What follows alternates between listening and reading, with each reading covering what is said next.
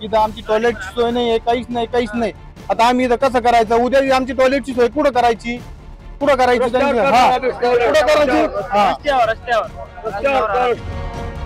मराठा आंदोलकांसाठी नवी मुंबईत शासनानं व्यवस्था केली. वाशीतल्या सिडको एक्झिबिशन सेंटर मध्ये ही व्यवस्था करण्यात आली आहे. आपण पाहू शकता या ठिकाणी हजारोच्या संख्येनं मराठा बांधव जमले आहेत. मात्र त्यांच्या संतप्त प्रतिक्रिया आता समोर येऊ लागल्यात. नेमक्या काय प्रतिक्रिया आहेत त्यांनी जाणून घ्या. काय दादा काय म्हणाल? कशा दिवस कसा गेला तुमचा? रात्र कशी गेली तुमची? स्वतःच्या जीवावर आम्ही आहेत. पुन्हा शासनाने आमची काही व्यवस्था केली नाही. आम्हाला पाणी नाही, तर चहा नाही, नाश्त्याची तर हॉटेल पूर्ण बंद केली शासनानं. इतका आमचे अत्याचार करत आहे शासन.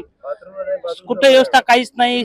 स्वतः मराठा बांधव हे स्वतः मनोजदादा जरांगे पाटलाच्या त्यागासाठी सगळं त्याग द्यायला तयार आहेत, पूर्ण आहेत. इतका अत्याचार चालू आहे. मुघल शासन पर चांगलं होतं, पण हे शासन अजिबात चांगलं नाही. आपण कुठून आलात? काय म्हणाल दादा? वसमत तालुका, राहणार गिरगाव. इथून आलो आम्ही की बस एका महिन्याचा प्रवास घेऊन हे साहित्य आणलेलं आहे, खाण्यापिण्याचं चक.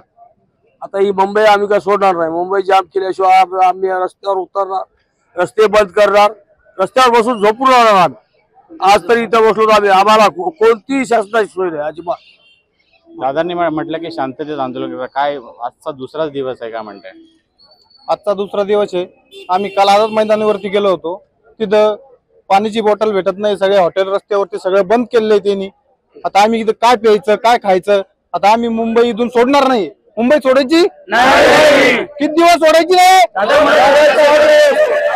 जोपर्यंत आम्ही मुंबई सोडणार नाही. इथं आता आम्ही आलोय, इथं आमची टॉयलेटची सोय नाही, काहीच नाही. आता आम्ही इथं कसं करायचं? उद्या आमची टॉयलेटची सोय कुठं करायची? कुठं करायची त्यांची? कुठं करायची? छत्रपती शिवाजी महाराज की जय. कोणच आता संतप्त प्रतिक्रिया समोर येऊ लागल्यात. विश्वनाथ सावंत, न्यूज 18 लोकमत, नवी मुंबई.